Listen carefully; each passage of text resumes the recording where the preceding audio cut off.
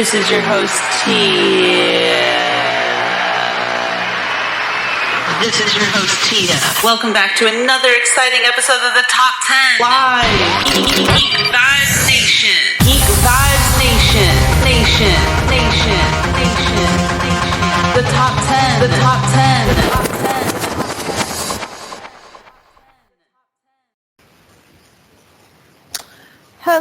Hello, everyone, and welcome back to another amazing episode of the Top 10 by Geek Vibes Nation. For this evening's Top 10, I'm your host, Tia, and I have with me, as always, the amazing Brittany. How are you doing? I'm great. It feels a little different. I'm not, laying downstairs while talking. I'm actually at my, how do you say, I don't want to say studio, streaming room, I guess that's what we'll call it. Your streaming room, yes. That is a great place to do these podcasts. I mean, it's like your working room. It's your office, pretty much. Yes, my office. Step into my office. I love it. This feels a little strange because, so the listeners will probably be listening to this on Sunday. That's probably when we're posting it. But Brittany and I are actually recording it on a Thursday, and this feels very odd to me. I don't know if it feels any odd to you, Brittany. It does feel a little odd. It makes me feel like I should be getting ready for, going on a trip or, getting ready to go do something. And I'm like, oh, it's nighttime and it's midweek. A little surprising. A trip. Brittany's a traveler of the world here. She always has something going on. Hey, at least it's easy to social distance when you're floating on a river. That is very true. But, yeah, we have a great episode tonight for you guys. We are kind of doing the same format that we did a few weeks ago, which for the life of... Oh, yes, we did the best and worst dads, right, for Father's Day. And we are doing the top 10 best and worst Disney movies. So kind of splitting it up here, getting the best of both worlds, even though 5 of them are going to be worse. But, yeah... This format seemed to work really well for us when we did the Father's Day one, so I think that this is a good format to kind of follow every once in a while, and Brittany suggested this topic today, so let's just dive in. I think it's best to start with the worst, and then end in a high note. So, Brittany, from 10 to 6, let's go through the worst Disney movies, and you're going to start us off with number 10.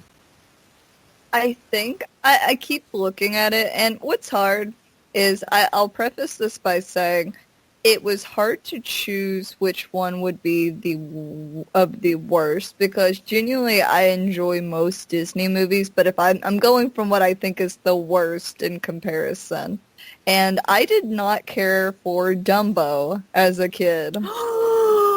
I know. Brittany! I did not like Dumbo. I'm sorry. Because it scared me as a child. Okay, the scene with all the ghost elephants floating around, and then the enslaved mother hugging her child through the bars because when she gets protected. It was heartbreaking as a child. It was creepy because of the circus. I didn't feel that attachment. Obviously Dumbo was very cute, right? Mm-hmm. In the setup, and maybe I would like it more as an adult because I have not seen it in so long. But for if we're gonna, maybe not the worst, but my least favorite is probably gonna be Dumbo because of the trauma as a child, being freaked out by it, and it was an older Disney films, and they were a little more abrupt. But yeah, I'm gonna go with Dumbo. I'm sorry to break your heart, Tia. That does. You could counter argue. I mean, I don't want to disagree with you because it's your preference. It's what you know, like or dislike. But I personally loved Dumbo as a kid. Obviously, growing older and being more educated, you realize that there are some racial stereotypes in the movie, aka with the crows, that you did not realize when you were a kid. But as far as the story itself, like, yeah, it was tragic, but I feel like that's why I liked it so much, because it, you know, to me at least, I felt like Disney cartoons back in the day weren't as sensitive in that, like, they weren't afraid to show a story like that. Like, I mean, think about it. We got Bambi, which they killed the mom, you know, in Bambi. So they weren't afraid to have little children, like, cry pretty much during a movie. So I think that's why I liked it. Obviously, it was hard as a child to watch something like that, but I did like it. I liked the animation style, and of course, you know, Dumbo, it was very cute, but I will say it's been a really long time since I've watched Dumbo, so, you know, maybe my perception would change. I always say this, that, oh God, there was this movie, like, not The Princess and the Frog, something like Princess and the Goblin or something. That was the Black Cauldron? Was that it? Look, I'm going to look it up while I'm talking, but there was a cartoon movie that I absolutely loved as a child, right? And I remember loving it so much, and my mom going, oh, I don't know why you liked... Oh, yeah, it was literally called The Princess and the Goblin. Okay, I loved this movie as a kid. I remember in my head loving it, watching it all the time on VHS, and my mom would say, I don't know why you like that. It's so terrible. And I was like, no, you don't know what you're talking about. And then I think when I was like maybe in my late teens, early 20s, I decided to break it out and I guess try to relive some sort of nostalgia, and I put it on and I was like, this is terrible. No wonder my mom said this. This is really bad. So maybe it would be one of those things where I'd look back at Dumbo and dislike it because of the, you know, racial stereotypes and the, you know, story. But I'm going to say from my nostalgic memory, I did like Dumbo. I think what freaked me out about it is that I think I was so young when I watched it that I think if I watched it now as an adult, I would be able to enjoy it more. But I think as a kid, between like the animal abuse, you know, Miss Jumbo, you know, the mom, and her abuse, and it's like, and like the creepy trippiness that like, gets thrown in, it freaked me out as a kid, and I feel bad because that's the thing is I was looking at worst Disney movies, and everyone that ended up on the very worst list were the ones I loved the most, and I'm like, well, am I wrong? Am I wrong, or is the list wrong? And I'm just sitting there staring at it like, no, they're wrong. They don't know what they're talking about. Exactly. I also tried to look at the list, and even I have a list in front of me. And you're right. When you look at it, you say to yourselves, I liked these movies. What are they talking about? But I guess that just goes to show it really is just a, you know, it's whatever your taste is, I suppose. Oh, I'm sorry to break your heart, Tia. I actually You did kind of feel bad. I broke your heart, Tia. You did kind of break my heart, but it's like okay. That little kid, like where the little boy gets poked in the chest, and he gets poked in the chest, and he's like, "You broke it. You poked my heart." That's you. I'm just saying. I like Dumbo, but anyone who's listening, you let me know. Did you like Dumbo? Did you not like Dumbo? Is Brittany right or am I right? Please say I'm right. But I'm always right. You know what I will say, even though I didn't actually watch this movie, I would probably say that if we wanted to mention the 2019 Dumbo that came out, I believe that got very poor reviews, and Ryan even saw that, and he said it was awful. I have not seen it, but I hear it was awful. We'll just count that one. How's that to you? We'll We count can that. we can come to a middle ground.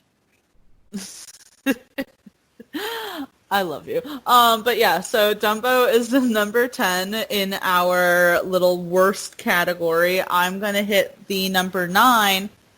And so we did Disney movies, right? And we didn't specify whether they would be animated or live action. So I do have some live action here. And I will remind people that this is a Disney property. And I am going to put Star Wars The Last Jedi. And I think man.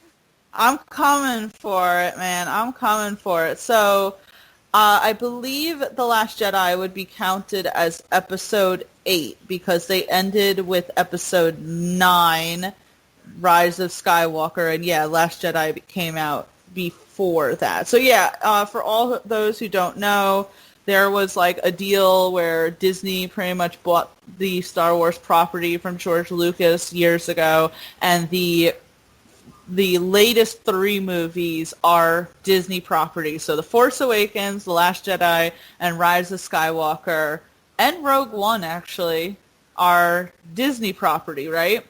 So technically a Disney movie. I wasn't ever say the biggest fan of Star Wars, but I've seen all of the Star Wars movies. I saw the original trilogy, which I actually went back and rewatched not too long ago, and pretty much still stands up. The first 2 especially, graphics were really good considering the era. I'm actually one of those people who like the prequels with Anakin and Obi-Wan Kenobi, and Rogue One is honestly like just such a good example of movie making if they could only make all the others just like it. But I digress. I'm just trying to set up a scene here. So I obviously saw The Force Awakens in the theaters. I did not see The Last Jedi. I know that there was so much controversy surrounding it. People literally called for Rian Johnson to be kicked out, who is the director of The Last Jedi. Fans were demanding that Disney literally redo The Last Jedi, which I would say is crazy, but considering Warner Brothers is allowing Zack Snyder to redo pretty much Justice League, I guess nothing is crazy anymore. But at the time, it seemed crazy that literally there were petitions that fans were signing to redo The Last Jedi. The actress, Kelly Marie, I forget her full name, but she literally left frickin' social media because of how much she was harassed. I'm just setting the stage here, right? I had never seen The Last Jedi, but I just know it tore the shit out of fans. So I get Disney Plus, and it's on there, and I decide one day, let's check this out.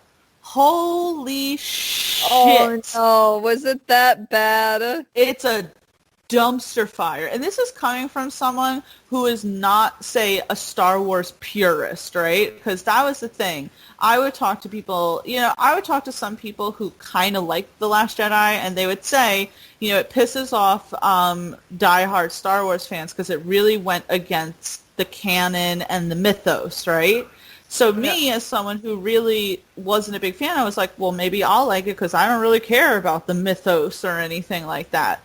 Oh my God. Oh my God. It's so bad. It had potential, right?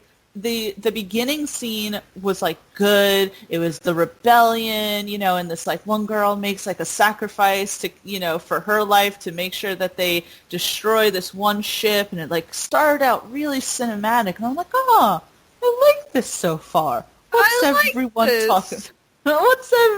talking about?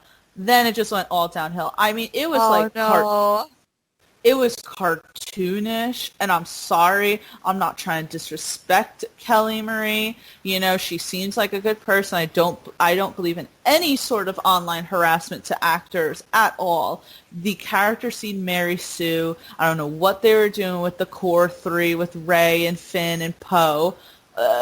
All so cartoonish behaving, and then you bring in, say, like Luke Skywalker, right? And his whole thing was that like now Rey wants Luke to train her. But he's so over it, right? He's just so, he doesn't want to do any of that, which is fine. But the way he was acting was so unnatural feeling to me. It was awkward. It was uncomfortable. At some point, he, like, milks this freaking weird creature that, like, milks, like, green milk out. And, like, Whoa. It disgusted me so much. And then you have, like, you know, a bunch of people freaked out because there was a scene where Luke, you know, I don't know if you remember The Force Awakens, but Rey, you know, meets up with Luke and hands him his lightsaber. Well, it starts off that way, the movie, you know, at that point, and Luke literally tosses the lightsaber over his shoulder, which I guess was kind of cool, but still, like, what the fuck?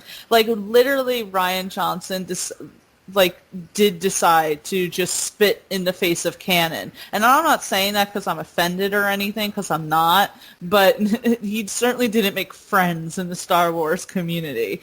And I just couldn't believe that this movie was made. I was watching it and I said to myself, I cannot believe that this was approved for a theatrical release. It was incredibly, just so poorly made, so just was confusing. It and then, like, was it just? It was just done. and then, oh god, I'm not even getting to, like, the crazy parts, right? So then you have, like, Rey and Kylo Ren, and pretty much for most of the movie, they're, like, communicating with each other, even though they're not in front of each other. And Kylo's pretty much trying to get her to the dark side. And, you know, and there's at some point, right, it's a very serious moment, you know, right? They're not in front of each other, but again, they're communicating with each other, but they can see each other, right? And Kylo is shirtless, which, you know, they just said to themselves, oh, well, Adam Driver has a fit bod, let's throw that in. But they're having this, like, serious conversation, and suddenly Rey's like, can you, like, put a shirt on or something? What? Oh, and I'm like, and when she's supposed to be, like, the badass female protagonist, this manly body, it just makes me stutter. You have to cover it. It makes you stutter. Cover, yeah. Oh, God, so bad. And then at some point, they have to work together, and, like, that was kind of a cool moment. I know I'm, like, going really into it, but I just still can't believe this movie was made. And, you know, it was such bad acting, and I've talked to you about this before on podcasts where I'm like, you know, I kind of like Adam Driver now. I see him as a good actor and very talented, and you know, I feel like he was putting in the most work in this movie. Like, he was putting in the most work. But still, I hated the whole idea because, you know, in the Force Awakens, right, Kylo Ren kills his dad, Han Solo. Yeah. But in this one, it's like, there's the vendetta against Luke and Kylo Ren, and you find out, spoiler alert, I guess, that the whole reason why it started is because Luke was in charge of watching over Kylo Ren when Han Solo was out, I don't know, traversing around the galaxy being a hoe, and Luke was supposed to train Kylo because the Force was flowing through him, but one night, Luke was standing over Kylo, and he could feel such a dark energy from Kylo, and Luke did take out his lightsaber, but he realized that, no, this is still my nephew, like, let me stop. But Kylo opened his eyes at that point, perceiving Luke as a threat, and then they fought, and so that's, like, the big shtick between them. I swear I'm, like, coming to a conclusion here, Brittany. I'm just, like, reliving it. And so then there's at some point, this is the real kicker, right? Because it's supposed to be, you know, Luke, he's such this great fighter, right? We're going to see this epic battle between him, you know, lightsabers, which I have to say, I'm sorry. I didn't see Rise of Skywalker, but I saw Force Awakens and I saw Last Jedi, and there was barely any lightsaber fights at all. This is why the prequels reign supreme, because those lightsaber fights were fucking epic. But I digress. So there's at some point where Kylo and all of his army go to this beach, and there's Luke standing in the middle of the beach, ready to go face to face, and Kylo's just like, fire! And all this freaking gunfire goes again. You're sitting there going, there is no way in ever-loving hell that he could survive that. Well, the dust settles, and there's Luke, and he pretty much dusts off his shoulder, literally dusts off his shoulder, and then you realize he's not really there. He's just projecting himself there because he's old and he can't fight anymore.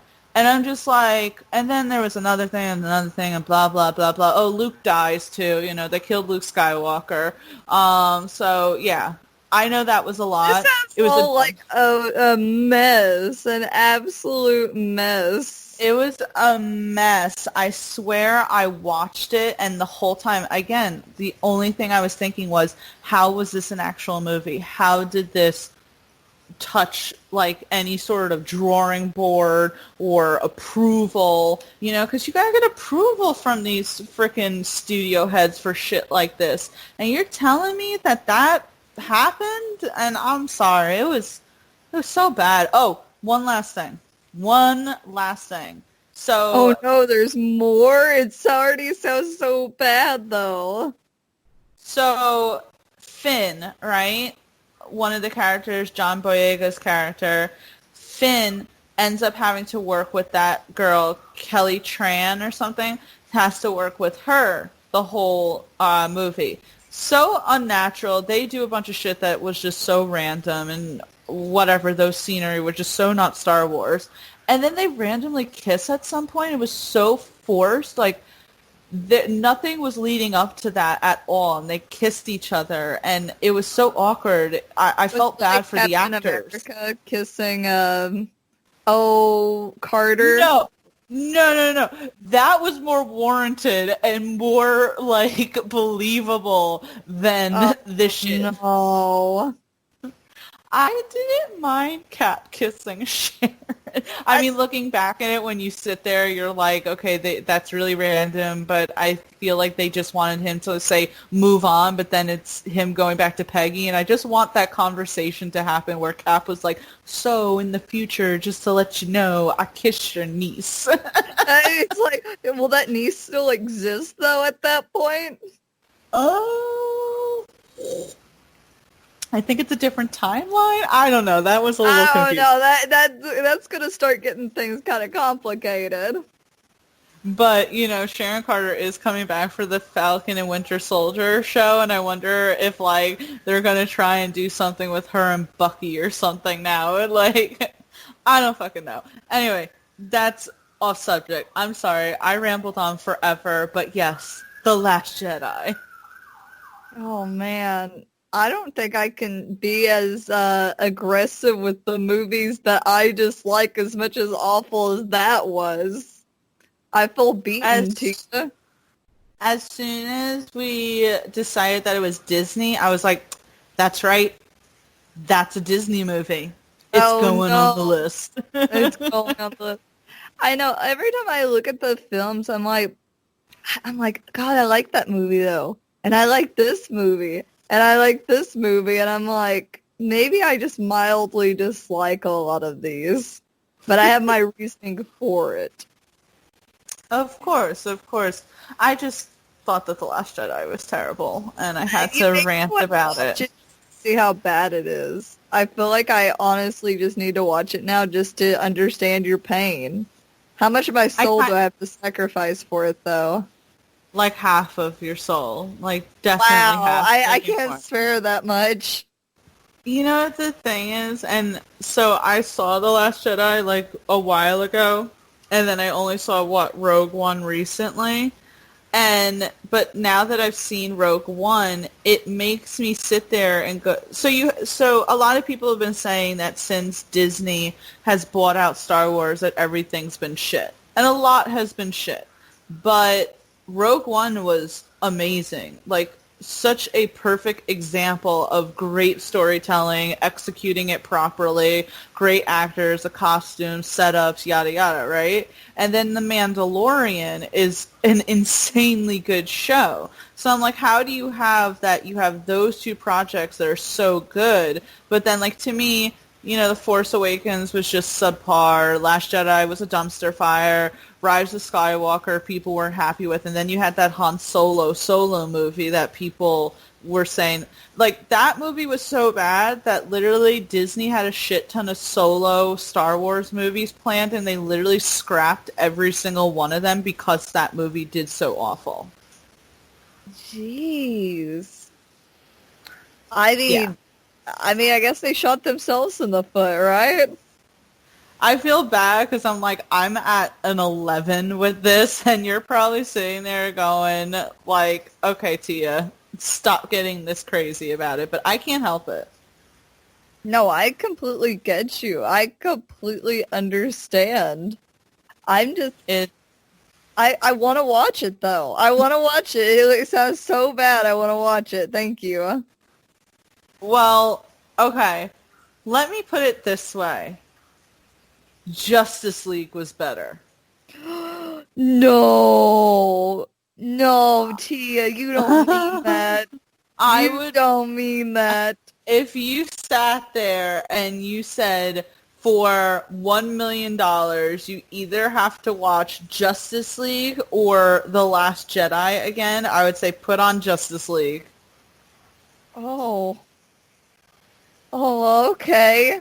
Holy shit, Tia. I know. So, yeah, that's my number 9. But let's move on from the world of Star Wars and let's hop into number 8, your pick. I'm sitting there and I'm looking at it. I'm wondering to myself, because I don't want to get hate for any of these. So I am going to go ahead and roll into, and it's not just the song that I hate, okay? I'm going to go with Frozen. Oh my god, that was kind of on my list too, but I never saw it. I just wanted to put it on it to have it on the list, so I'm glad you have it here. I don't know if it's just because I've gotten older, but the story itself, it's great. You have Elsa, who has her ice powers and has been shut off from the world because she can't control them, and she's afraid of, that secret getting out, basically, right? And, she accidentally hurt her little sister, nearly killed her, Anna. And so, she's definitely, we have an older princess turning into a queen. They lose their parents, right? And you have the setup of, the sister wants to instantly get married, 5 seconds into meeting this guy because she's never had anybody in her life, right? And so instantly, and her sister's like, are you stupid? Don't do that. And I think it had a lot of great stuff into it. It just felt like it didn't have a soul, if that makes sense. It felt like, for me, when I had watched, say, like Hercules, right? You felt attached to Hercules. You got to see him from point A to point B, make the ultimate sacrifices. You felt super attached. But I don't know. I don't know if it's just because I'm older. It almost felt to me like, the music is great. The actors, the voice actors, amazing. But the story itself felt lackluster for such what it could have been. And I think everybody also is is tired of hearing "Let It Go" or "Do you want to build a snowman?" And I'm telling you, I have 2 baby cousins, and they each were they both wanted to be Elsa. They were like, Go ahead. Brittany? Did we lose Brittany suddenly? say, I'm just throwing out some names there. Brittany. Brittany. It's not like Tarzan. Do you hear me, Yes. Brittany?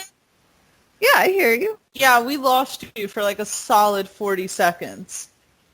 Oh no, I've just been talking. We're having a bad storm over here. It might be affecting my internet.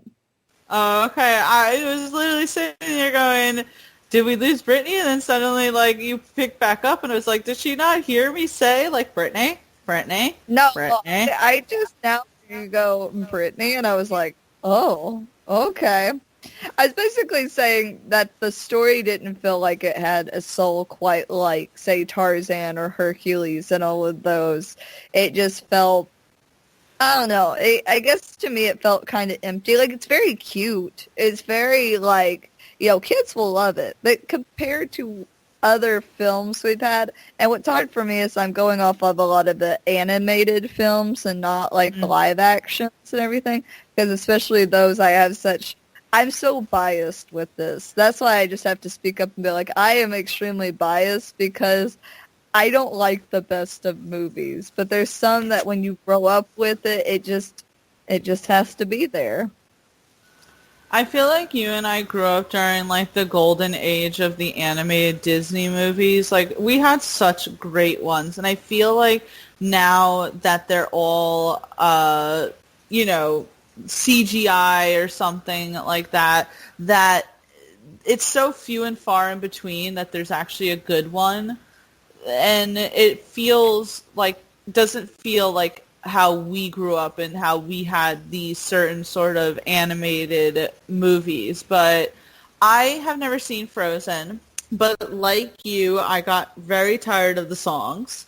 And I also didn't like the narrative that it was that, this is the first time that there was a female protagonist in a Disney movie and didn't center around a romance or anything like that. And to me, I got offended because I said to myself, did they not see Mulan? What about Lilo and Stitch? I understand that there hasn't been many, but to completely disregard and kind of have this narrative that this is like such a progressive and, stigma-shattering movie, kind of, to me, I didn't like that. It rubbed me a little the wrong way, and it kind of made me not want to see it even more. And I felt like that movie was riding on that sort of thing to be successful instead of just producing a good movie. That's what I felt like. I felt like they wrote in everything that was needed for a great movie to sell, but didn't put the heart into it. Yeah, it was like the marketing team put this together and said, this is how we'll be able to market it, instead of just female lead. We have an actual adult in it. The oldest queen, I think she was like 21, or at least, like something like that. Like, it was a big deal. And then they're like, we have a girl with powers winning her independence and not being afraid anymore. We have a romance that's being natural. It was like they threw in everything they needed, but it was still very weird. And I will say that the first Frozen came out in 2013, and the movie Brave came out in 2012. And didn't Brave also have a strong female lead who, was determined to break gender stereotypes and be her own warrior? So how you gonna completely disregard Brave? This is what I'm talking about. I hated the narrative around Frozen, the way they marketed, because I'm sitting there going, you guys really don't pay attention, do you then? To you, this is just a marketing ploy, because if you actually knew anything about it, it's like, this is going to be very political, this statement, but I don't give a fuck.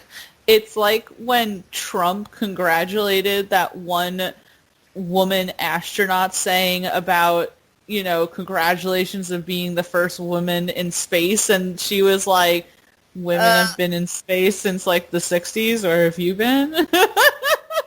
Oh, no. Oh, no. I didn't even hear about that. Did I get too political there? I'm sorry. No, I was just laughing at that. I think that's very fair. I think political or not, it happened. And it was ridiculous, so you might as well, like, accept that. You know what I mean? I don't think there's much politicking to it. I'm just saying that's what it kind of made me think of. So I think that Frozen is warranted to be on this list. Did you see Frozen 2?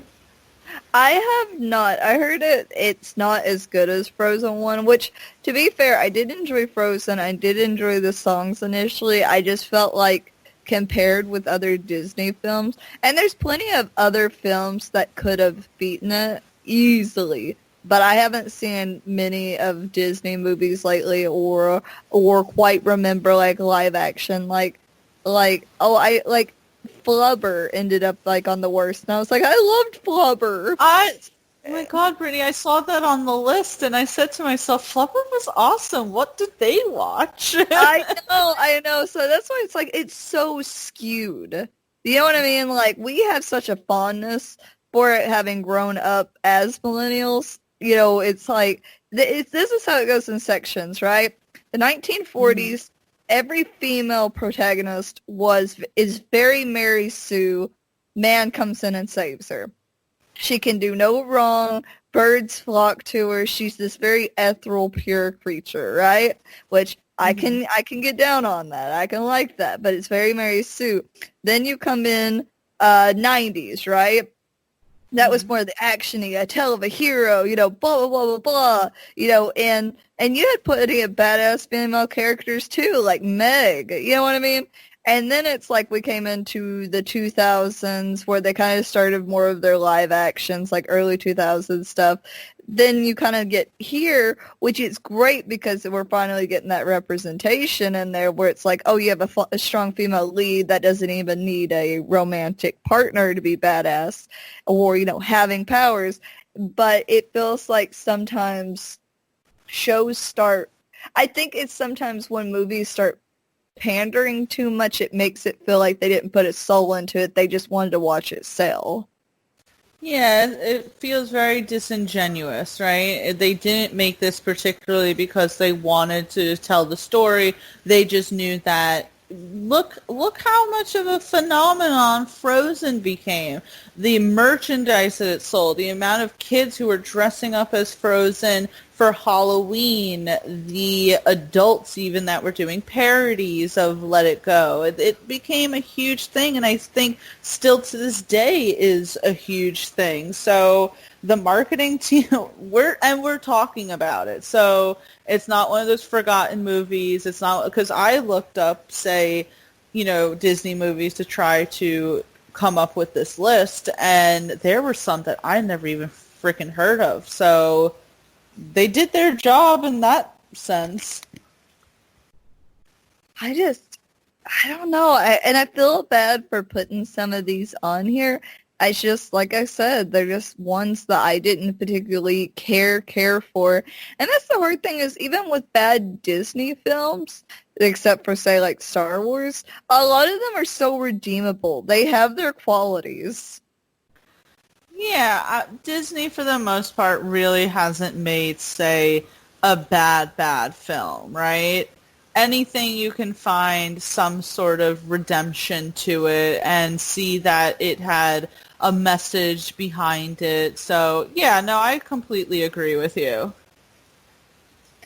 But I still want to see Star Wars. Yeah, definitely you have to watch The Dumpster Fire. That's The Last Jedi. So I will take over number 7. And it's a recent one. And as we were saying, it's not so bad. It definitely had its redeemable parts. But as far as, like, you know, modern day Disney with this type of, you know, the animation that they're doing now, right? Like, there are good ones. I'm not hating on every single, you know, modern day Disney animated movie. Like, Zootopia was amazing. Yeah. WALL-E, you know, WALL-E, Inside Out. There are great Disney movies, you know, that are current, but sometimes they just don't, you know, hit it. So the one that I think doesn't hit it is the recent movie Onward. And I don't know if you heard of Onward. I have heard of it. Okay. Have you seen it? I have not. Okay. So you have where, really quick, the whole background is you have this world that there were creatures and wizardry and magic. It was very much a world of magic, they explain, right? But eventually, instead of it, pretty much think of like, you know, orcs and everything. Think of Shrek, right? Think of like a Shrek type world, but then they start getting technology. So now it's like a modern day world where you still have all these creatures, but instead of them living, you know, in a forest with magic and everything, they're just living like regular humans, cars, this, and that, right? So you have these two brothers, and one of them is played by Chris Pratt, the older one, and the younger one is played. Yeah, and the younger one is played by Tom Holland. And the whole thing is that their dad died when they were very young. I think the dad died before Tom Holland's character was even born, and then Chris Pratt's character was young, but still had a few years with him. And the thing is that Tom Holland is like, his character is turning 16. He's just trying to be in school. He has always wanted to have a connection with his father and blah, blah, blah. And the older brother is very like, you know, metal, but also like he's into magic, right? He wants to explore the days of old, pretty much. He's always bringing it up, you know, back in the old days, and like, you know, his mom and his brother pretty much have to be like, well, you know, this isn't those days anymore, you know, stop it, pretty much. Yeah. So anyway, I'm getting to the part where why then I think this movie fell off, because it starts good, right? It has that heart to it. And then so for Tom Holland's 16th birthday, the mother says that she has a gift from their dad, because before the dad died, he put something aside and said, only give it when our youngest turns 16. And it's this magic wand, and in the letter it says that, you know, he knew that, because he died, I think, of like an illness, right?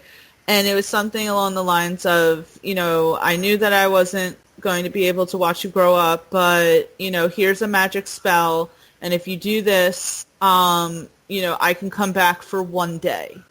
And of course the boys are super excited, because it's like, oh my God, you know, our dad can come back for one day. That would be crazy. Right. So they do the spell, but they don't do it right, because there has been magic in years. You know, the father like acknowledges that, like, I think there's still a little bit of magic still in the world. So they mess up the magic spell, and only the bottom half of the father gets generated. Yes. Yeah, so pretty much the whole movie is them wanting to find, like, you know, to complete the spell so that they can get the rest of him, and they have to cart the lower half of the dad. Like, I just thought it was a very silly concept that, you know, now they're just charting around with pretty much just their father's legs, and it's them on the adventure, and, you know, the older brother, Chris Pratt, you know, he has... You know, he has good intentions, but because he's all over the place, he ends up messing things up. And the younger brother is, you know, so tightly wound, and he criticizes his older brother all the time, and, you know, this and that, and, you know, there's a little bit of overacting on other characters' parts. So, like, and it does end, like, sweetly. I don't know if you want me to tell you the ending per se, but...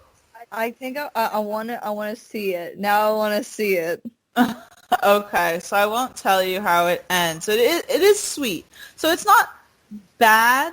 I just thought the concept of them on this adventure with their father's legs, you know, he doesn't know what's going on, obviously. Like, you see at some point, because Chris Pratt's character explains that, like, the father did this, like, tapping thing on his foot when he was younger, and so he like does it to the dad's feet, and so you can tell that, like, even though he can't see or hear or anything, that he can tell that that's his son because of the tapping and everything, and, you know, the legs look happy, but in the end it was just so weird. It was so weird to me. That would be hard, because at least you could do some Disney magic where it's like, oh, he can hear and understand, and the legs just react, right?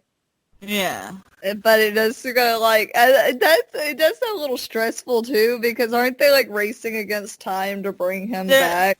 Well, yeah, that's the thing. It's like they literally only have 24 hours, and it's like all the shenanigans happens throughout the movie that pretty much it just makes the time keep ticking, and you're sitting there, you're like, oh my God, just like hurry up already so that you can complete the spell and you can get at least some time with your father. Because again, the whole thing is that, you know, Tom Holland's character never even knew his dad, never even met his dad because he died before he was born. And Chris Pratt's character was so young, so he's thinking about all the things like, oh, when he did, we're going to do this, we're going to do that. And Tom Holland's character's like, I just want to talk to him, you know, blah, blah, blah. And you're like so stressed out. I was stressed. That's the other thing. I was like, I feel like I'd be very stressed out watching this movie. Like, I feel like it has a great message, but golly, Yeah.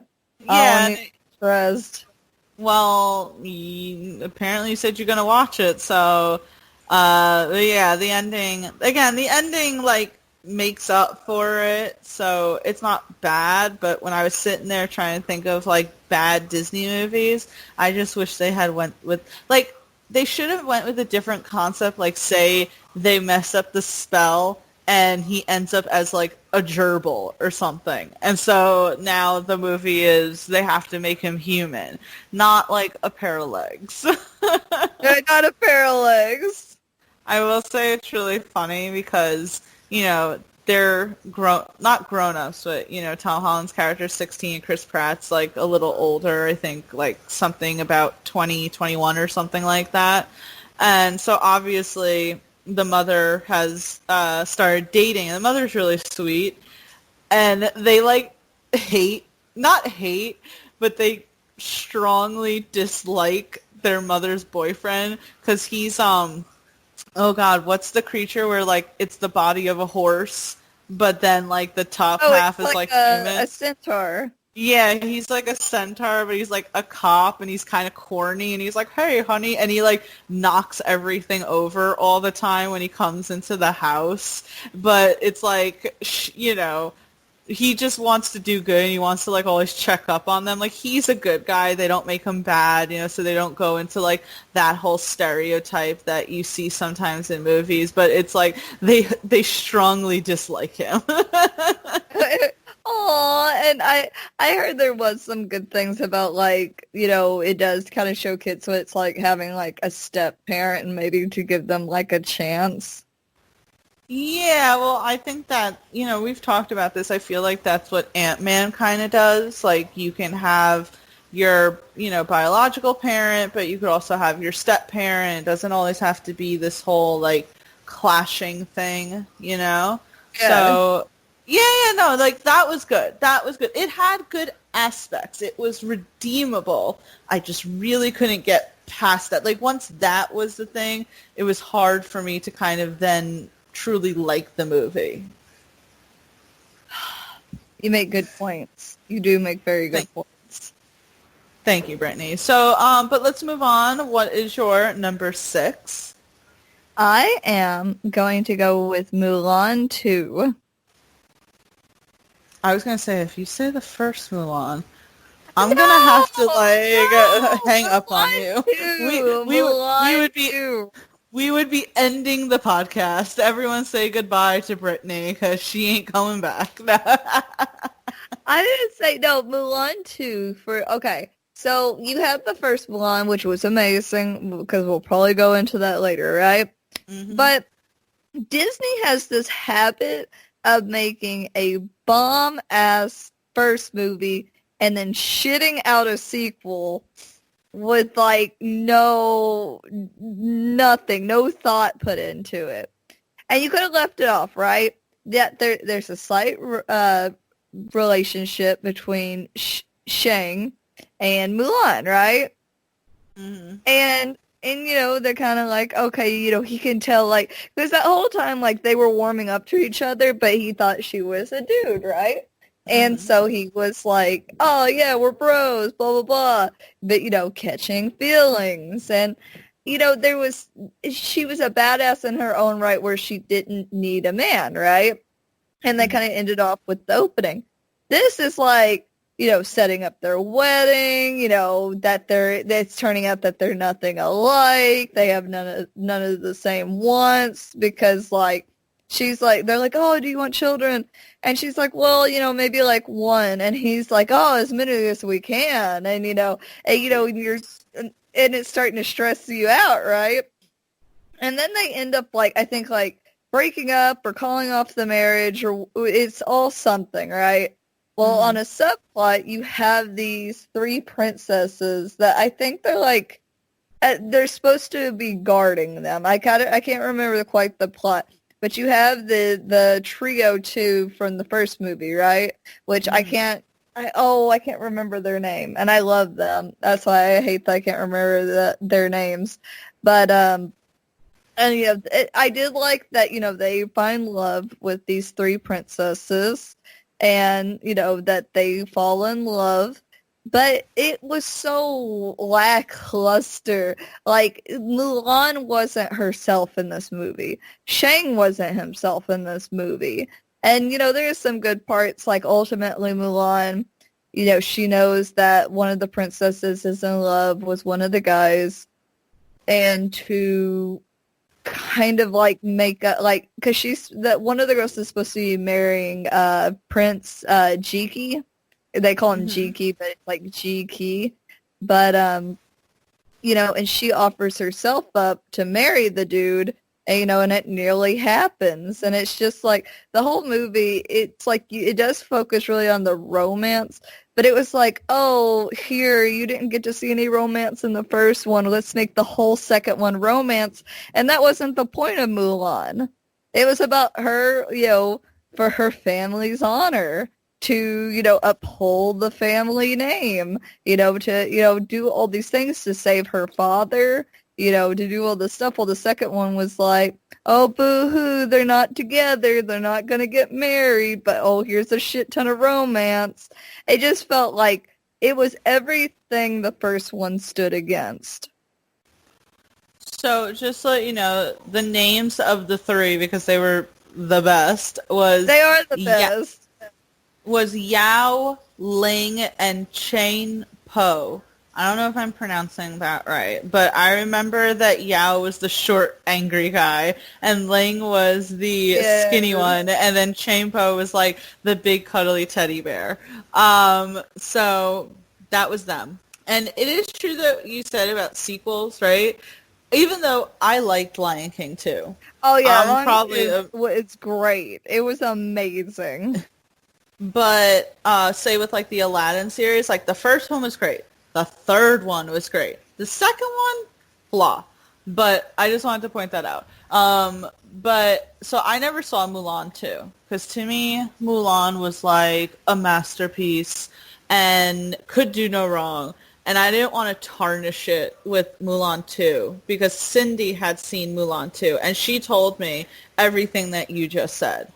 And it's crazy, right? Because in the first one, Mulan is seen, even before she joins the army, right? She is seen, being uncomfortable with societal norms.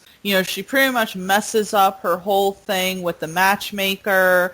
And then her pretty much saying, like, she's not like that. She is a warrior, and she's honored by the emperor of fucking China, right? For literally going toe-to-toe with the most dangerous man, And then you're gonna focus an entire second movie about her and weddings and marriage and love and da da da, and it's like that just erased. It didn't need a sequel.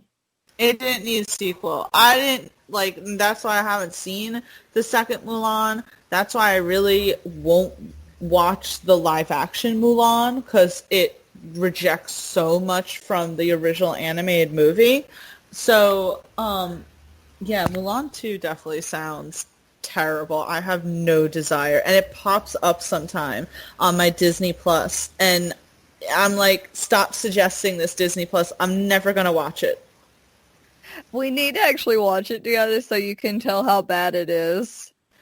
Oh, I almost don't want to, because it will make me mad. Like, how much I love the first Mulan. Oh, like, I know.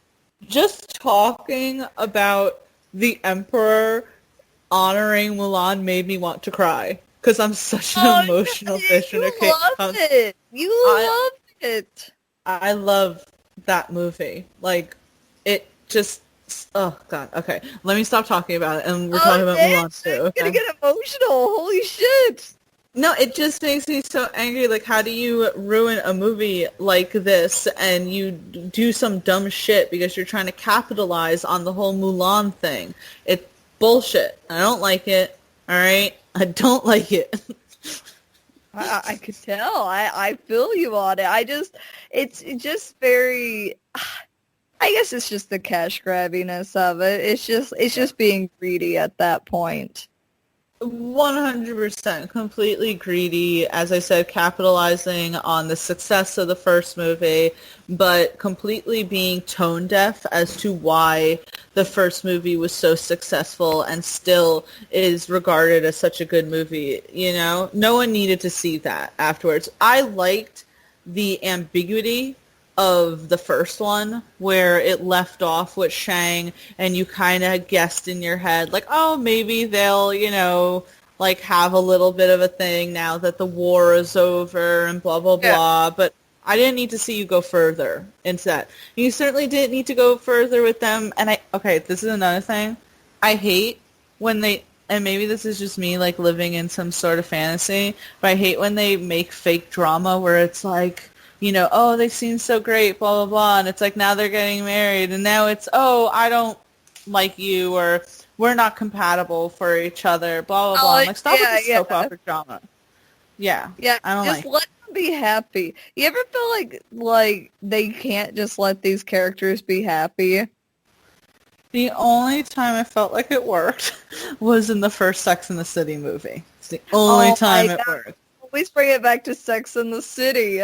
I have to. I absolutely have to. It's required. I wrote a contract with myself years ago that said, always make sure it goes back to Sex and the City. Thank God I love you. You're all right there, buddy? Yeah, I'm good. I will seethe to myself about it. No joking.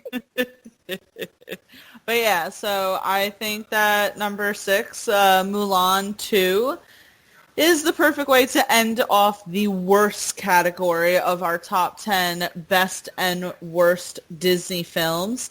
And we're going to go into something happier. We're going to be in the second half, which is the 5 best Disney movies. So thank God for that. I don't know if I can be happy anymore.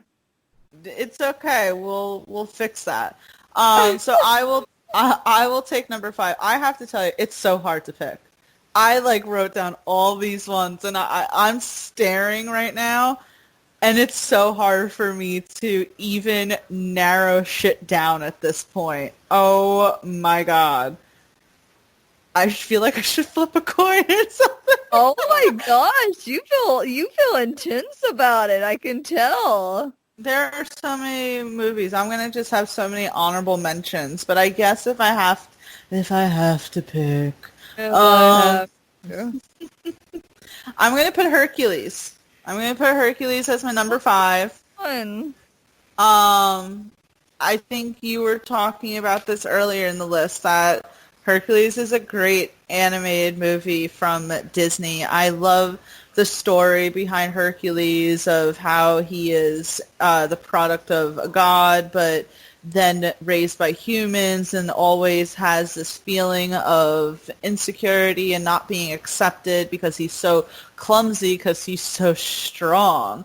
First of all, the songs are great, right? The songs are absolutely amazing.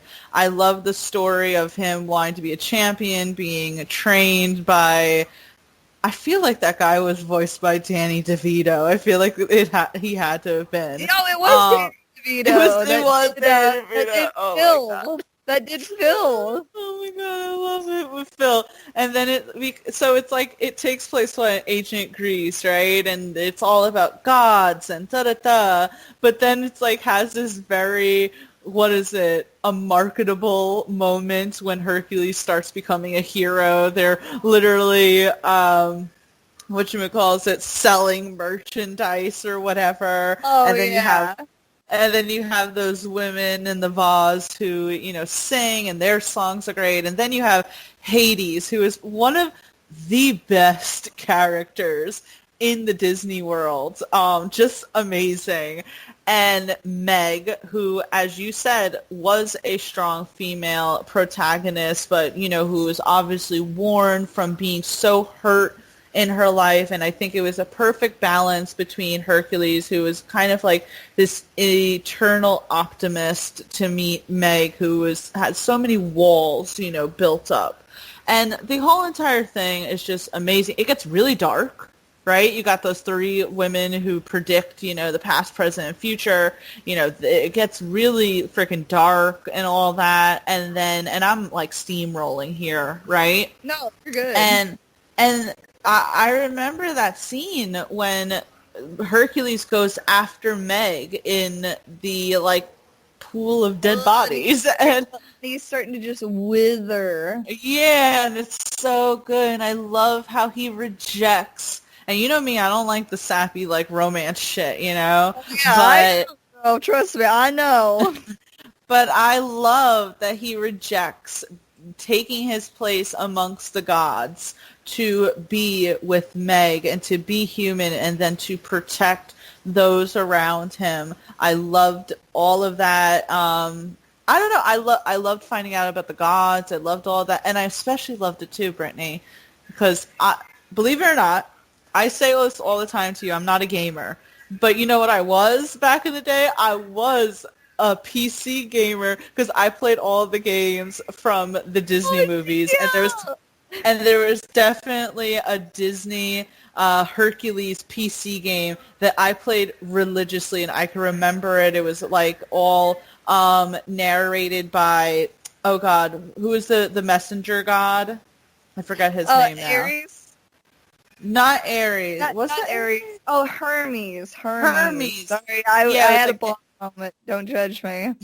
It was narrated by Hermes. So I just loved this. All right. I loved everything. I loved the style of the animation too. It was just great. Hercules was a top notch. And I feel like when people talk about great Disney animated movies, they kind of gloss over this film a lot.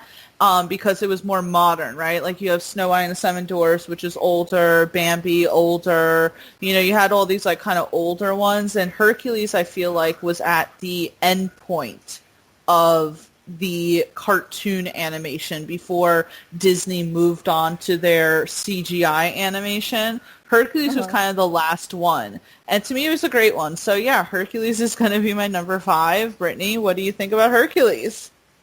Man, Zero to Hero is still one of my most favorite Disney songs. I remember one time I went on it was when I had to do like one of those 12-hour drives, and I listened to nothing but Disney music, like Disney songs. I probably rotted my brain with it, but it was freaking amazing. And a lot of it was Hercules. I have such fond memories of Hercules because I am obsessed with a hero's origin story. Every time those movies, those stories get me the most. I want to know before they were a hero. I want to see, I want to see like a growth, right? And I love that, one had to go live with human. And think of how ungodly strong he would have been if he hadn't drank that stuff, right? Like at the very beginning, because even that one little drop of God he still had in him. But I loved him being klutzy.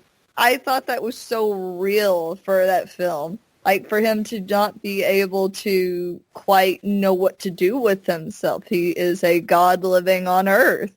And I love the Phil's training arc with him is one of my favorite montages in any film, live action or not. It's very Rocky for me. It's very aspiring. And I remember, like, as a kid, I was like, I'm going to work out and I'm going to get strong, which obviously that didn't happen. But a girl can dream. And I don't know. It was so good. It was really good. It's one that, like, I told Aaron the other day, I was like, I really want to watch Hercules. And he's like, you've probably seen that movie a million times. I'm like, it doesn't matter. It doesn't matter. I want to see Hercules. It's like, I'll see it 101 times, but I'll see it 101. I think that one of the best scenes was when he was up against that monster that kept producing heads after they cut him off 1,000 times, because it was so like climactic, right? You thought that there's at some point there was no way that he was going to win, and it just kept coming and coming, and you felt like that, you know, desperation almost. And I thought the animation for the time was really great, how they were able to make that look. Yeah, I mean, such a great frickin' film. The whole message behind it, as you said, Zero to Hero is awesome. The montage, and I want to say that it had like some dark themes to it. You know, it really did. I don't know. I love Hercules. I think that this is a great frickin' movie that doesn't get talked about enough, and Meg is an awesome female character in the Disney library. Man, now I want to go watch Hercules. Thanks a lot, Tia. Thanks a lot. That's not a bad thing. That is not a bad thing. Hades is the more that I think of him. Someone said, oh God, someone pointed out this scene where Meg said something like Hades is telling her that Hercules is gonna break her heart, he's gonna lie soon, and Meg's like, well, how do you know that? And he's like, because he's a man or something, and someone was like, the sass. The sass. But man, I mean, he wasn't correct. Well, I mean, men are the worst, but no, so yeah. Number 5 is Hercules. Brittany, what is your number 4? I'm gonna go with, because you brought up the point of Hercules being one of the last films that was not CGI, right? Mm-hmm. Well, I can actually tell you the last film that was not CGI, that was hand-drawn, and it was allowed to flop on purpose. Like, correct me if I'm wrong. It was allowed to flop on purpose so that Disney could make an excuse to switch from hand-drawn, because hand-drawn was way more expensive, took way too much time, but it was so much more fluid, and it was better, right? That movie was Treasure Planet. Huh. Have you seen Treasure Planet? I have not seen Treasure Planet. Do you know what Treasure Island, the movie, was about? No. Basically, this is like the in the future version of it, right? Like it's I gotta think of what the kid's name is. Give me 5 seconds to see. I've seen the pictures of this movie before, but I don't hear hardly anyone talk about. That's so interesting, that whole thing, the behind scenes. Well, what it was is that, so it follows Jim Hawkins, right? Who actually was voiced by Joseph Gordon-Levitt. Weird times. But what it was is that Disney didn't do any advertising for it. They put all this love into it. Like, you have to see it, like, all this, like, crazy, like, if you look at the pictures, like, if you just even look at the images, right? Mm-hmm. And it's funny because critics have it, IMDb does 7.2, Rotten Tomatoes 69, and Metacritic 60. But if you actually sit and watch the movie, it's amazing. It's amazing, and I don't know, but it just was allowed to flop as a good excuse. And you can read that about it too. But Jim Hawkins, he's always getting into trouble. He has basically like this, almost like a skateboard, but it flies through the air. It doesn't have wheels, but you can get it. He's rebellious. It's like a skydiver. It's very neat, right? Well, ends up his mom runs like this inn, like a bed and breakfast, or and he's always helping her because his dad ran out on him when he was little and left him alone with his mom. And Egg one day, it's kind of like they're still ships, right? But they go through the sky and they travel planet to planet. They basically ride these currents. So imagine instead of spaceships, they're ships. They look like pirate ships. And they look like just ships from back, what you would expect for that time period, right? For pirates and stuff. Whole big thing. They end up finding this map that will take them to Treasure Planet. Because in the original story, it's Treasure Planet. He finds a map, right? Well, the cook on there, him and Jim Hopkins, they start to go close, like very father-son relationship, right? The cook, I can't remember what they call him. I gotta find it really quick because he was amazing. Well, the cook and him, they get really close together. He teaches him everything that you think a father would teach a son, right? How to tie knots, how to do certain things, how to take care of himself, like good survival skills. But it turns out that the cook is one of the most feared pirates in the entire universe. And that he's on that ship because he knows that they have the map to Treasure Planet, which is what he wants. But he's grown this relationship with Jim Hawkins so much that, he doesn't want to kill the boy. He's just like, oh, you could join me. And it's this whole big thing. But it's so good because it really showed, like, I love a story where someone hardened and evil and mean, like, learns how to love and care about someone else. And it's not like romantic, but it's like a father-son. He never had a child, and Jim never had a father. And they do get very close together to the point where... Oh, and there's death in it, too. One of the sailors dies. The first mate dies. But a lot of people call it a furry film because the captain is a cat lady. And she is heckin' awesome. She is really badass. But they're like, oh no, she's a cat. And there's a dog dude, too. But it was just very good. I need you to watch it because you can see stuff that it's like, I think they threw in, like, they sprinkled in a little bit of CGI, but the rest of it's just all hand-drawn animation, and it's beautiful, and it really makes you miss, like, the old days. So I have the Wikipedia pulled up for it, right? And the budget for it was $140 million. And the box office was $109.6 million. So it lost money with this. So, I mean, if the studio was trying to make any sort of point as to why they shouldn't do hand-drawn animation anymore, they would look at that box office and go, oh, look, it doesn't work anymore. But we got movies like... expensive. Yeah, they'd say, oh, well, we got movies like Toy Story doing awesome. Let's just switch to that mean. So, oh, wow. It sounds really good. I mean, it sounds like what you would expect. Like, it sounds like on par for, Atlantis, Lost City, or Titan AE. I don't know if you ever saw those movies, but those were awesome. Titan wasn't, though, a Disney movie. It was a Fox movie. But anyway, it sounds great, and I've seen the poster for this before. I've just never checked it out. So you're saying that I should definitely check it out. Oh my God, please. Like, it has to be on Disney Plus. Like, I literally need you to have it. The cook, for me and Tia, is very much like Benny. Okay? There you go. That's why you need to see it.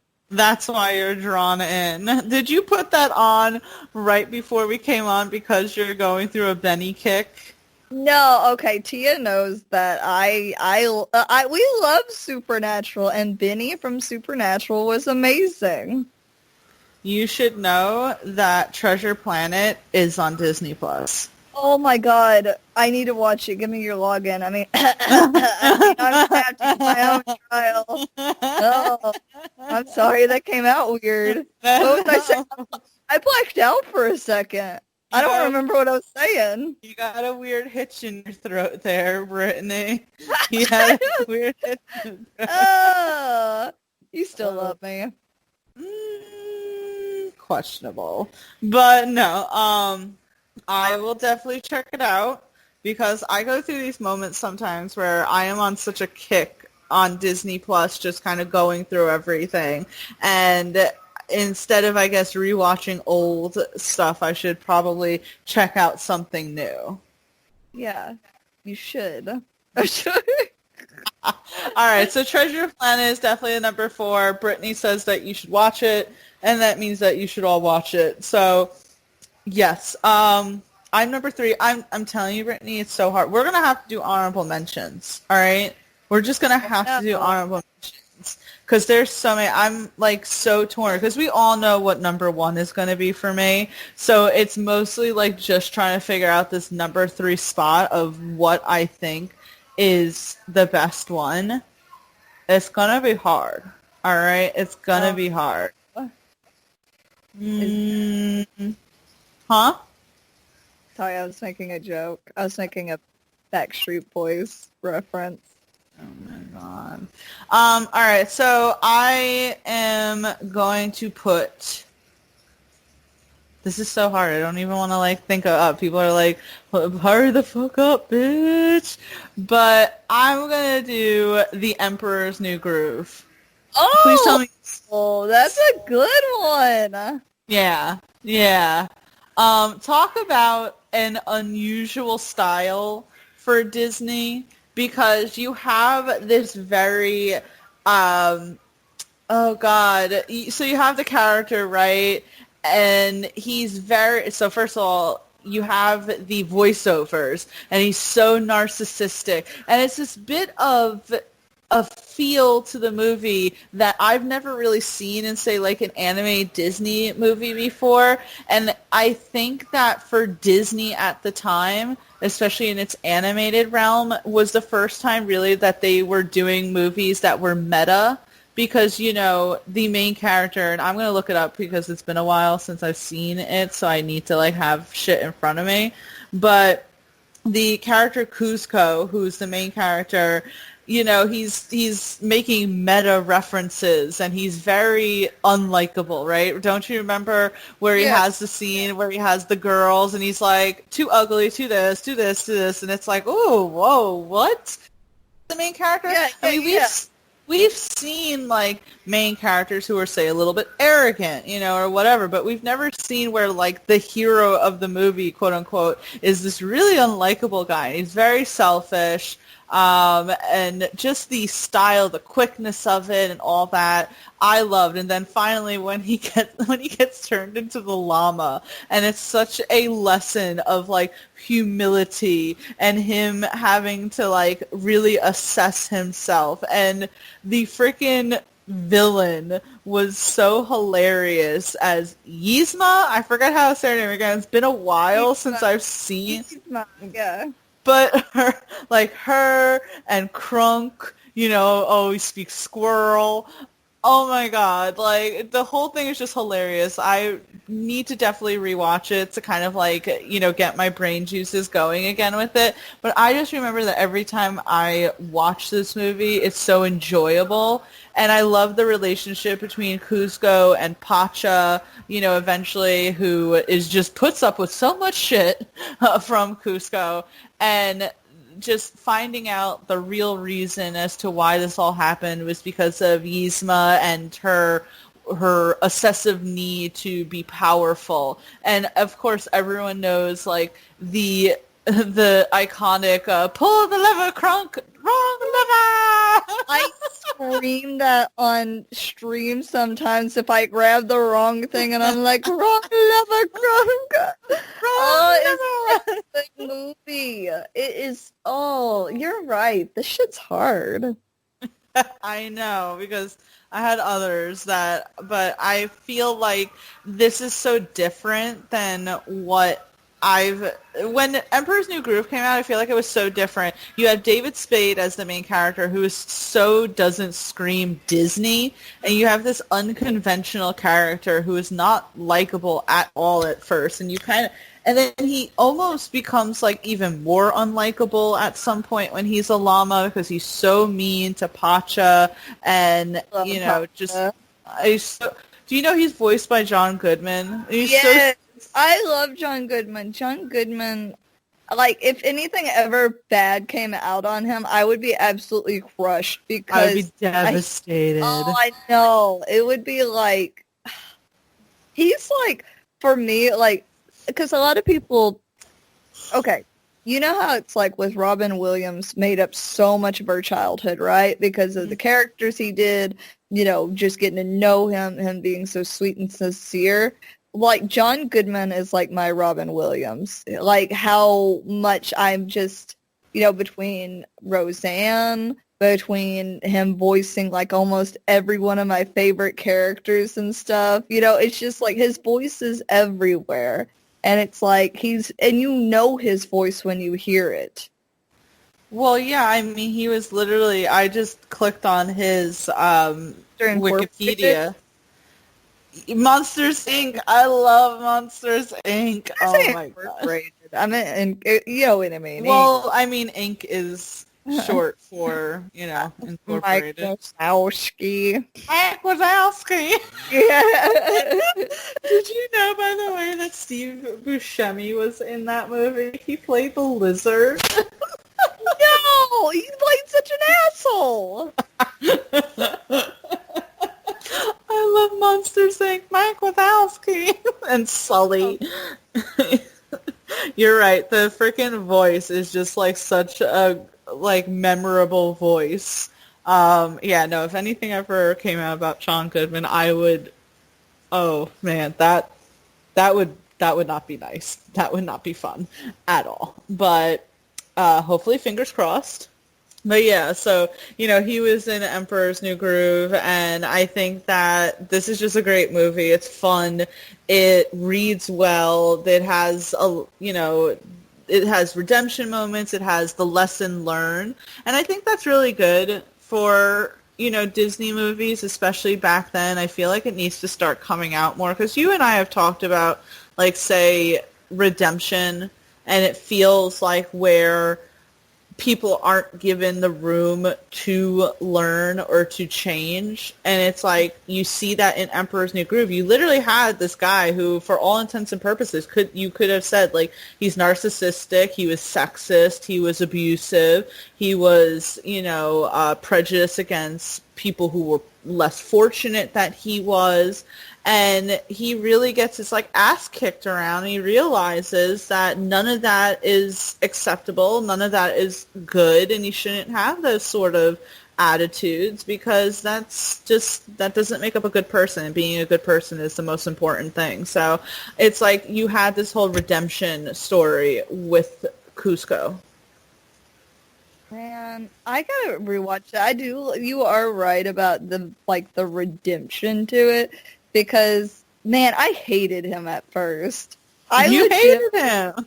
I hated him. I was like, golly, especially when he brings him in and he's like, oh, so, what's the best place? Blah, blah, blah. And when Pacha tells him, he's like, oh, and this is where I'm going to put my pool. And it's like, yes. I was like, oh my God. And I think that was so new for a Disney film where you hated the main character so much. Wait, isn't that right? Like, isn't it where, like, Kuzco is taking commentary from the villagers and Pacha's there and he's explaining how amazing, like, this one area is, and that's when Kuzco's like, thanks. Good to know. That's where I'm putting a pool. Oh no, right? It's awful. Yeah, it's like when he got turned into a llama, I was like, good. I hope you lose everything. Pacha deserved Pacha and Krunk, like, because I loved Krunk. I know. Who's he voiced by again? Who did you say? Who was he played by? Yeah. Patrick Warburton. This guy's been in a lot, and he also has one of those, like, really memorable voices that as soon as you hear it, you're like, I know who that's voiced by. I don't always know his name, but whenever I hear, say, a cartoon and he's voicing the person, I'm like, yeah, no, I know who that is. That's the guy. Right? He voices Joe on Family Guy. Oh, okay. I know what you're talking about. I just don't remember his name. Yeah. So that's him. So yeah, number 3 is Emperor's New Groove. And Brittany, you have your number 2, which is, I guess, your number 1. So really knock it out of the park, Brittany. Is I sit there and I'm like, oh my God, there's so many. Okay, I think it's actually newer, right? Mm-hmm. Oh man, but now I'm seeing other ones. Now I know how you feel. You ever go to click on one and you're like, oh yeah, that's it. That's the one I love, right? And then you see something else and you go, but no, that was really good. It's hard. God. Man, I'm just gonna say it. Okay, We can have honorable mentions. I'm gonna go with Moana. Oh, do you know I've never seen this actually, but it looked really good. Well, this is why I love it, right? You have Moana that's lived on an island, and her father's the chief, and she's gonna be the next chief.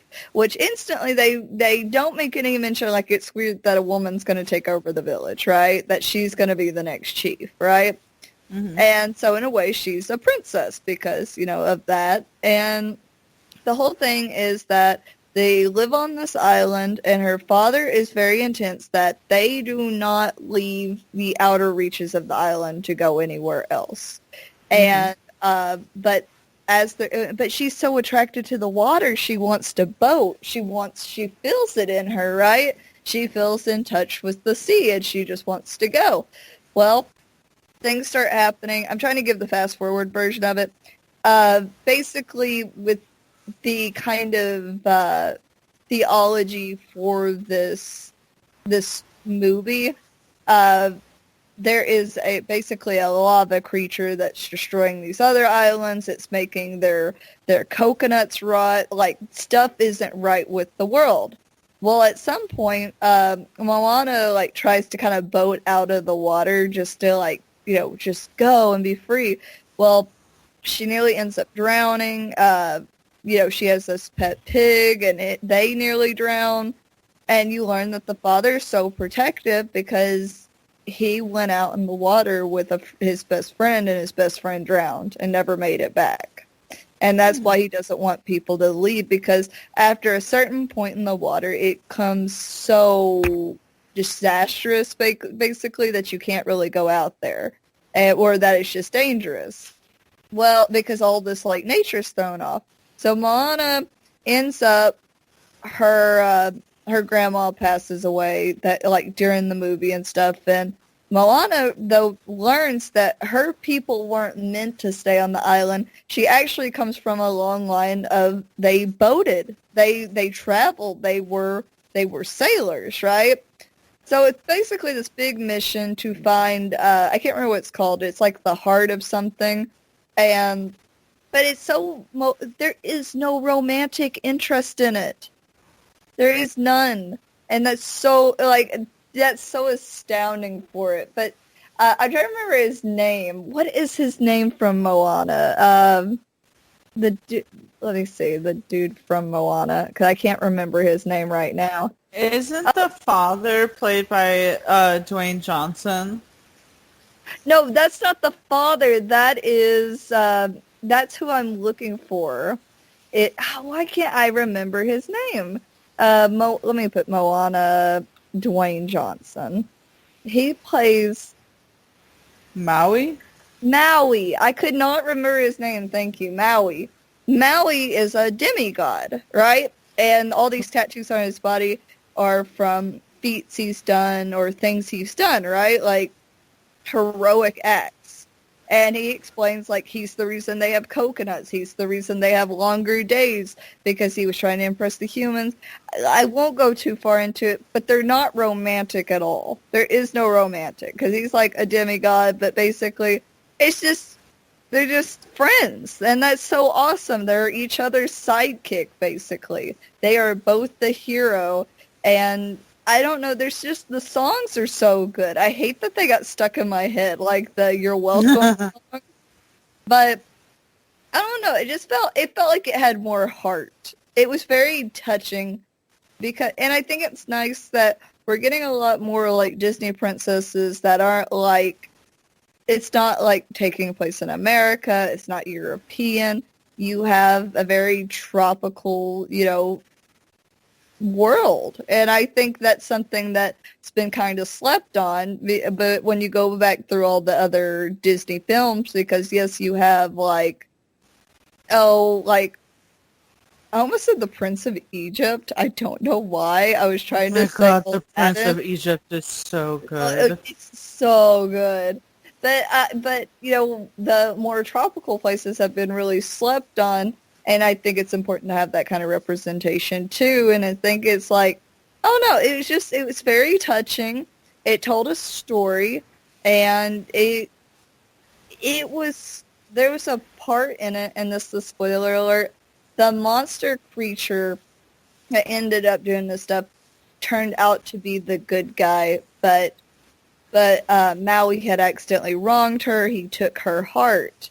And she has this song, I gotta remember how it goes, but that she's like, basically, Moana sings to her that she's like, I know you've been hurt, they changed you. And like, I don't know, it's just very touching that it almost was like trying to make that call out for people that may have started out, very good, happy people, but had been so wrong they turned into more hardened people.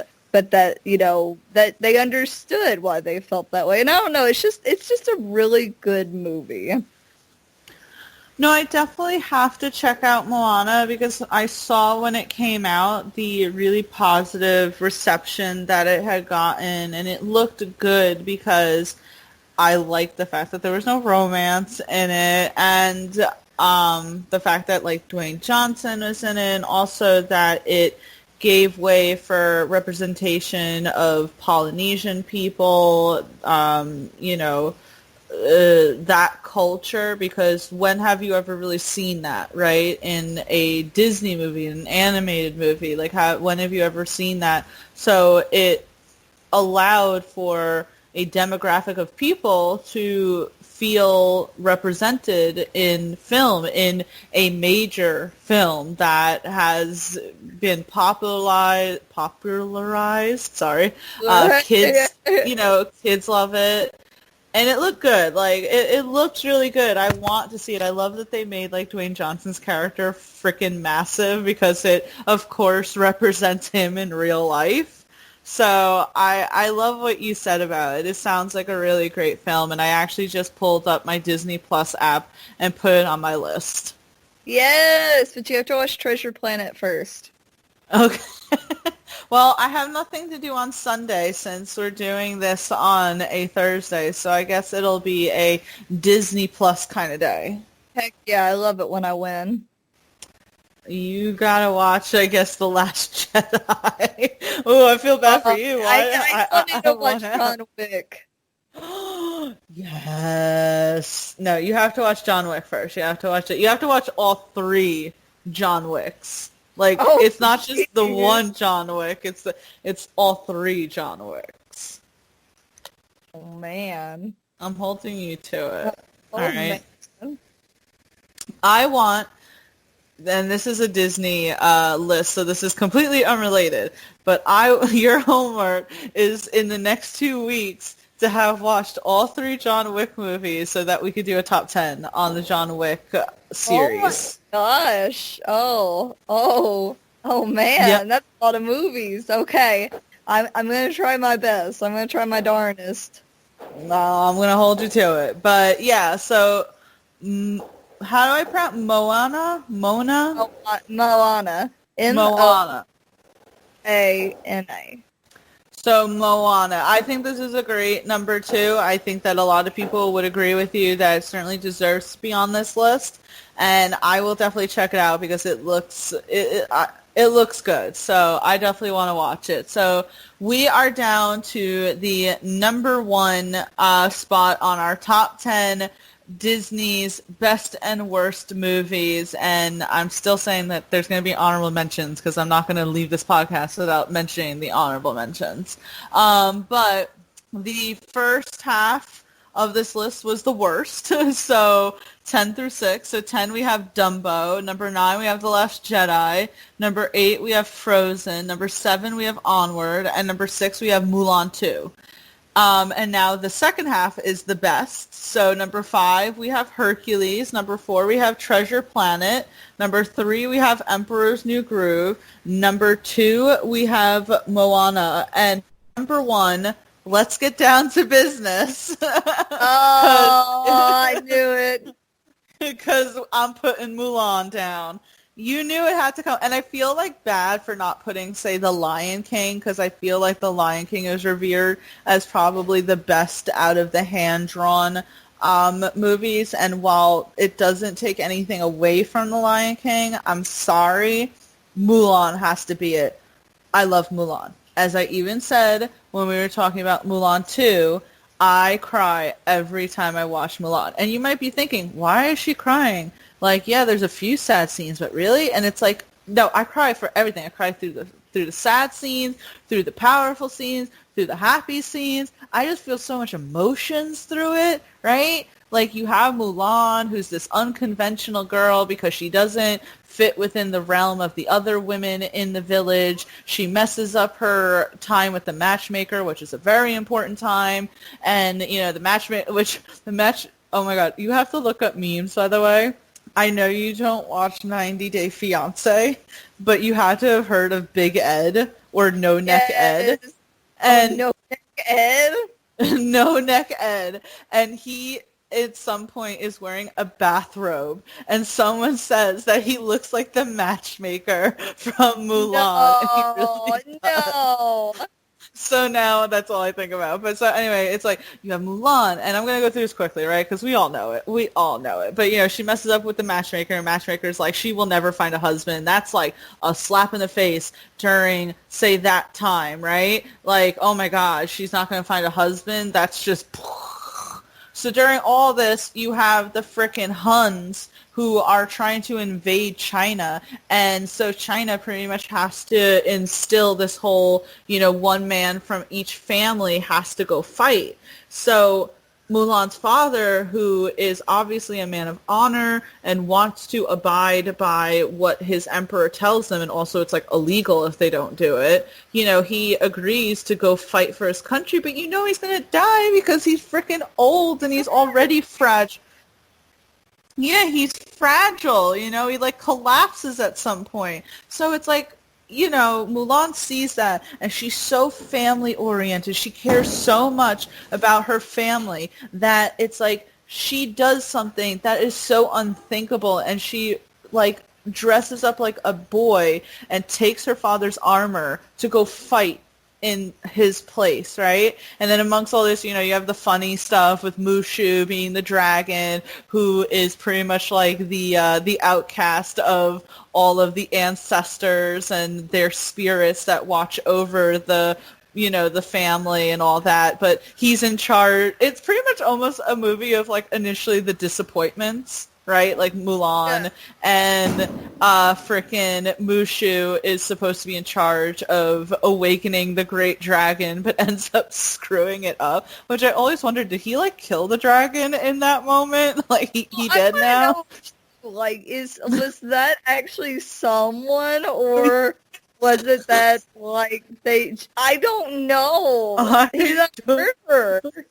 He's a murderer, so he makes it his mission to watch Mulan and to train her so that not only, you know, she doesn't, like, die, but so that honor is still maintained within the family, and so that he can get back with good standing in the family, like, or, you know, with the ancestor, which they're so funny. Have you ever gone back and watched how hilarious they are, where they're like, she got it from your side of the family? Oh, I know!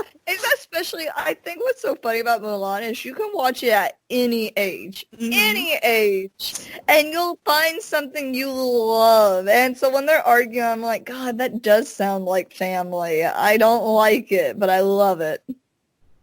No, I love it so much. So I'm sorry, I'm speeding through like everything here because I know you've seen. I know that everyone who's listening has seen this, and you haven't. Then like I don't know what to tell you. There's no hope for you. But so it's like, okay, first of all, the music, right? I'm gonna be so real with you, Brittany, right? I'm a teenager who is obviously going through like, and I'm sorry for anyone who can hear all this shit. It has been for 3 months straight now that people are setting off fireworks every single night. No, it's not. There's no bombs going off here. It's literally fireworks, and this is not just a 4th of July thing. It's literally just happened for 3 months straight every single night. There was a whole story that apparently police have recovered like a shit ton of illegally obtained fireworks in Yonkers, but it doesn't matter because they're still putting it off, and they even set them off during the day, which you're so stupid. You can't even see anything. So I apologize for people who are hearing that. My dog is freaking out. Like, thanks a lot, assholes. But anyway, the songs are amazing. Like, I was a teenager when not a teenager when Mulan came out, but I was younger. And then, like, it obviously translated as I was going into being a teen, like, not knowing myself. And so when Mulan had her song, Who Is That Girl I See, I was like, oh, my God, I get you. And then, of course, everyone knows the iconic, like, I'll make a man out of you, the training montage. Like, the Huns.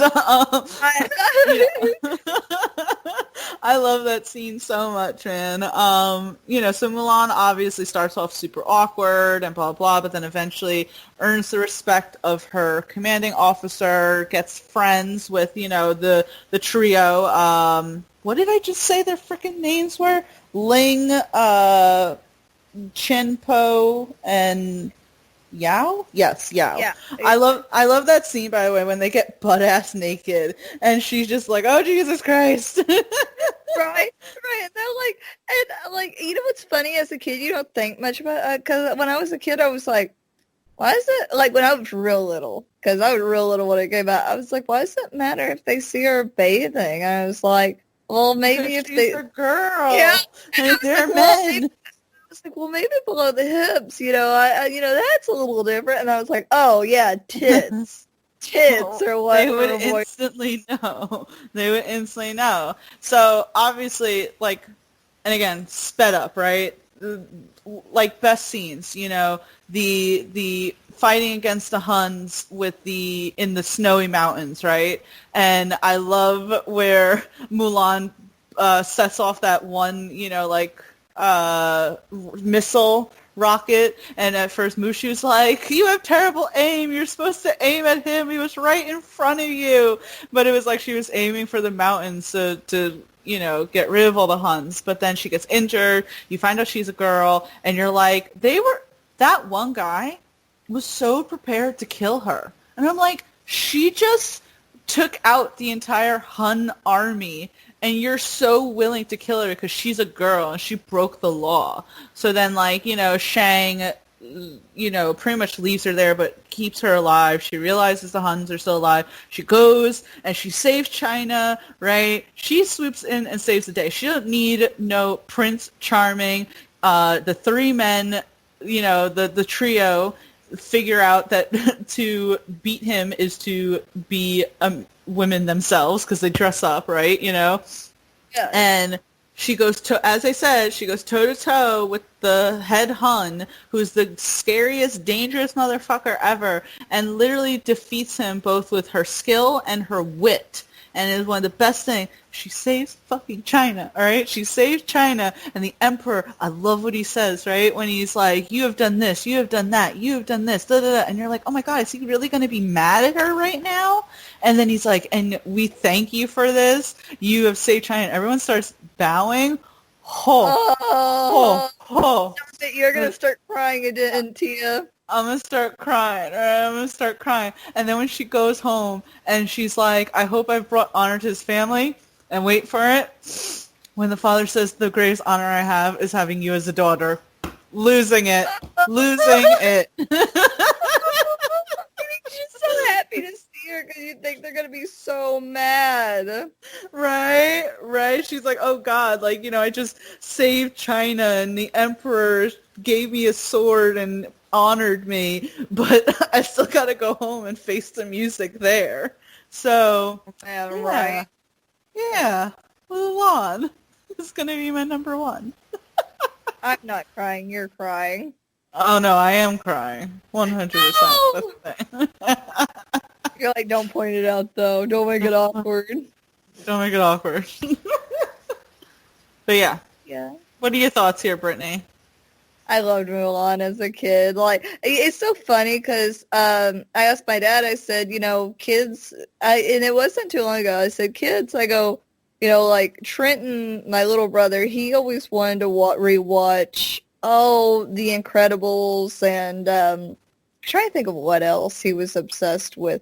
Dragon Ball Z GT, which, we didn't grow up with GT. And I was trying to think of what And else. it's not canon. Yeah, it's not canon. And Dad, I asked Dad, I said, what was I obsessed with? I go, because kids now are obsessed with Frozen or Moana, all these. He said, you were obsessed with Mulan. He goes, I cannot think of how many times. He goes, you would sit on my lap and you'd be like, let's watch Mulan. He goes, and it would finish and you'd go, and you jump off my lap. He'll hit rewind just to watch it again. And I'm like, I was obsessed because she was badass. And like the trainings and the I'll make a man out of you where she gets so good. I'm like, ugh, I want to be Mulan. I want to be Mulan. I love that in the song where he was like, pack your things up, go home, you're through. Mr. I'll never make a man out of you. And I'm like, no. And then she finally, instead of, because everyone else tried to, climb, right? Or they were using the weights the wrong way. And then she Yeah. Yeah. And it's like all it took was her just using her intelligence to get that, which very much reminded me, by the way, of Steve Rogers in the first Avenger, in the first Captain America movie, right? Where it's everyone else was trying to climb up the flagpole and all he did was walk over and pull the thing out and it just dropped. And it's see, sometimes, it's not just your brawn that helps you out there. Oh, man. Now I want to watch Mulan again. Mulan is just a fantastic movie. I mean, I've already blabbed enough about it, but if you can't tell, it's my favorite Disney movie. I can definitely tell, but you know what? I'm here for it, Tia. I'm here for it. It's just so good, Brittany. It's just so good. I love the visuals, too. Because they made... yeah, you had all these, bright colors, right? And it was, nice. But you had a lot of, dark themes. First of all, Shang, feeling like he can't live up to his father because his father's a general. The scene where they come across the decimated village and hold up the doll, and it was clear that there was children that were killed. And then, remember the one scene where the Huns got those two guys and they're like, go tell the emperor. And he goes, how many messengers does it take? And he's like, just one. Knowing that, I never got that as a kid. And then one day I was like, oh, he murdered him. He murdered him. That's murder. Murder, Tia.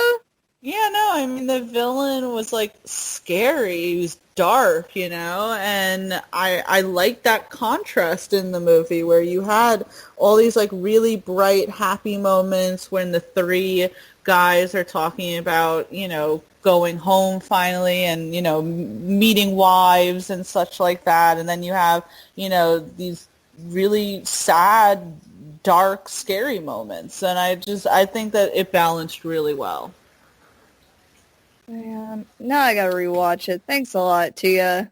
You're welcome, Brittany. But do you have any honorable mentions that you'd like to throw out there that we didn't have enough room to put on the list? Oh man. Okay. Like I can go through real quick because I had such a long list. I can call them out. Okay. Yeah, go ahead for it. Let me see. Let me re-bring it back up. The Princess and the Frog was amazing. Beauty and the Beast is actually one of my all-time favorite Disney movies. We kind of talked about Monsters Incorporated. I'm trying to think what else. Oh, let me think. The Goofy movie was freaking amazing. You cannot tell me. That was a good movie. And Oliver and Company. Oh, that was a good one. I liked Oliver and Company. What was I gonna say? What was the first one that you mentioned? I just blanked for a second. The very first one I mentioned was The Princess and the Frog. Yeah, that was a great movie. And then after that, what did you say? Beauty and the Beast. Yeah, I don't know why when I was thinking of Disney movies, I completely blanked on Beauty and the Beast. I did like Beauty and the Beast. I love Beauty and Yes. By the way, I saw Beauty and the Beast on Broadway like years ago, and it was phenomenal on Broadway. I just need it. Yeah, it's really good. Yeah, no, those are great honorable mentions. As I mentioned before, Lion King, obviously. Oh God, I just blanked on another one that I was going to throw out there that I was like, that should be on there. Oh shit! What the fuck was it? Anyway, sorry. So Lion King, obviously. I wanted to also put The Hunchback of Notre Dame, Wally, Fox and the Hound. Which, have you ever seen Fox and the Hound? No. AKA the saddest movie ever. It's okay.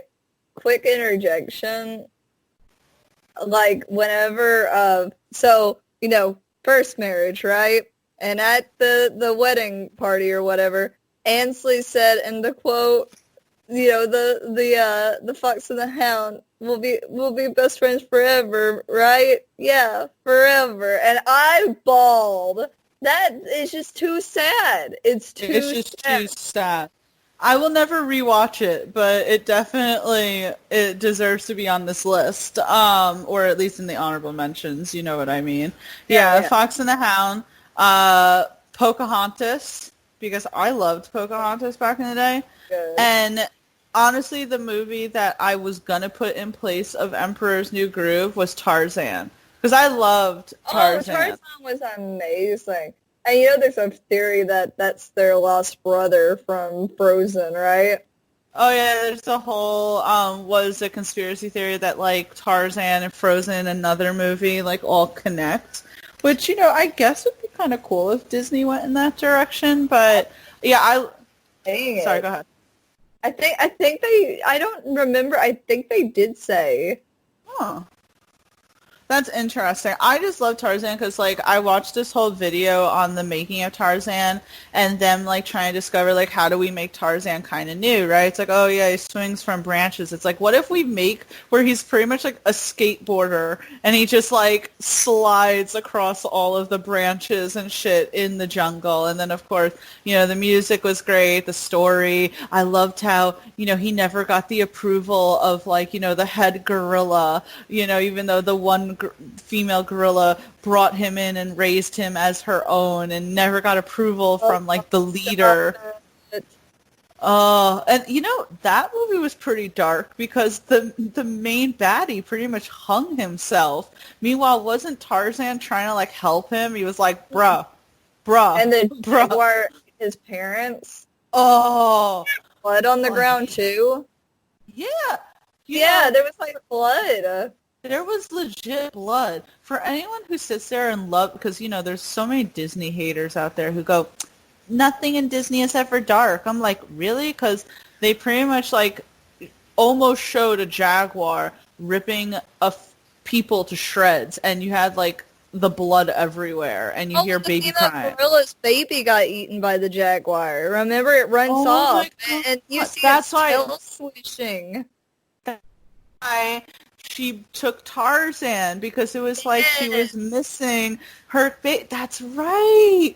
Oh. Yes, because you see the baby gorilla run off to get away from and she was so panicked, remember? Because she was realizing that he wasn't around. Her stomach sick, because as a kid you can't process that level. No, not at all. As a kid you're like, wait, what? That's complete. Oh God, I forgot that was like the thing as to why she even took Tarzan in, you know? And I loved how like frantic Jane was. She was just like, oh my God, oh. Oh, I know, she's so proper. She's so proper. That too, by the way, had a PC game that I played all the time. Oh my gosh, Tia. Fun fact, Rosie O'Donnell played the... Remember there was like the gorillas that were... Yeah, she was like part of them. She was like the tomboy. And I love that, I love that song. The song that they did with like the typewriters and all the things. Yes. That was a good one. Sorry, I really, really love that song. I was so obsessed with the movie as a kid. That was another one I probably drove my dad crazy with. Tarzan was a great movie, but I, like, again, like Hercules, I never hear anyone talk about Tarzan, and I'm like, I think that people would choose to forget Tarzan since, what was it, like 2 years ago, they came out with a really shitty live-action one with Margot Robbie and Alexander Skarsgård. Yeah. It's like, what? First of all, why? Like, why? Like, why? Like, why? But, like, why, though? But, Brittany, I could probably talk about Disney movies all day just because there's such a nostalgic aspect to all of it that just makes me happy and makes me remember a time before we had to pay bills. Oh, I know. Before 2020 happened. Oh, yeah, no, I mean, 2020 is just like a shit show, and will become more of a shit show for me on Monday, but that's besides that. But Besides that. Brittany, we did an awesome job here in breaking down the top 10 best and worst Disney movies. We're definitely going to have to come back for a part 2 because I feel like we didn't even scratch the surface here. I know there's always so much more that we'd like to add, but then we'd be talking for 80 hours. I mean, not for nothing. You do talk for about 6 to 8 hours straight on your streaming. Well, as nice as I ate the last time, so it made it a little easier. Wasn't doing much talking. I'm like looking now, right? Remember like Lady and the Tramp, Oliver and Company, 101 Dalmatians. Cinderella was just okay. Yeah. Cinderella almost made it on my worst because it would follow the "oh, a man will save me" ploy, and I have to be beautiful. Yeah, that's why I love Maleficent so much. Aladdin 2 is good. I didn't mean not to include Aladdin because I really do truly think that the first and third one are some of the best like Disney. There's just too much. Brittany, there's just too much. There's just too much. Too much. Oh, man. This is so many. By the way, really quick before we hop off and, you know, do our sign-off and everything, I'm, like, looking at the Disney thing and getting, like, really nostalgic here. But, so, Hunchback of Notre Dame, right? You've seen Hunchback of Notre Dame, right? Yeah. I feel like everyone has to have. Did you know that it's based off of a really, like, messed up book? Oh, yeah. Yeah, I remember when I was in high school, I, like, went to read it, and I think I got pretty far, but I was like, oh, this is dark. They, like, Disney did that a lot, right? Like, with The Little Mermaid, with the Snow White and the Seven Dwarfs, where they were like, let's take these really gruesome tales, but make them fun. Yeah, they're like, oh, these fairy tales. Well, you know, the German people are well known for having fucked up stories, and a lot of our stories comes from the Germans, so. I won't make a comment there, but Brittany, it What? has been amazing. No, I won't make a dark comedic comment. Okay. I got you. But Brittany, it's been amazing having you on to break down this list. It's been so much fun, and I'm glad that you suggested this. Please plug your shit for everyone and let us know what we have to look forward to. I was going to say, you can always find me at Twitch at Itty Bitty Brit. I ate sushi on stream last time, and that was pretty amazing. And we played The Sims. Though I still got to figure out what to do after creating the characters because I get slightly stuck because I'm like, what next? You just pretty much make them all cheat on each other and get pregnant. That's what I do. Right. Oh, I made one like the main character from The Last of Us. And it made me happy, and I'm like, I kind of want to boot up the game now. Thanks a lot, Tia. I might play some Sims after we get off of here.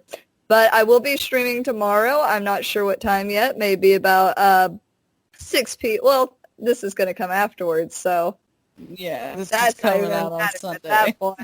But you could probably, if you're listening to this Sunday or a Monday, I normally stream Monday. If I can't stream Tuesday, Wednesday, Thursday, Friday, Saturday, I don't know. This whenever. We're gonna stream forever. We're gonna have a lifetime stream. Lifetime. A lifetime stream. Itty Bitty Brit 0 for Twitter. And that's about what I got.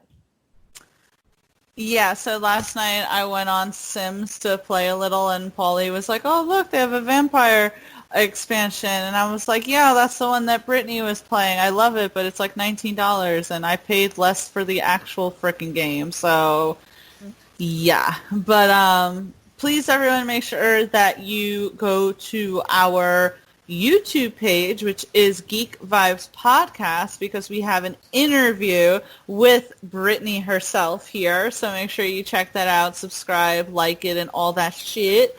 Make sure you check us out at geekvibesnation.com. We have all of our podcast link there, all of our news articles, movie reviews, opinion pieces, and it, of course, shows where all of our social media platforms are, where you can find me as well, Tia Fabi.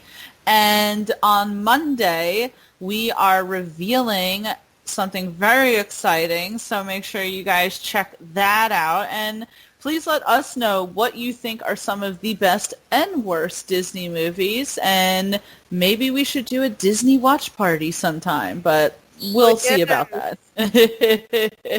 But Brittany, thank you so much again for being here with me, and I hope everyone who is listening, hope you had a great 4th of July weekend, happy Independence Day, and all that shit. You'll have a great rest of the day. Bye.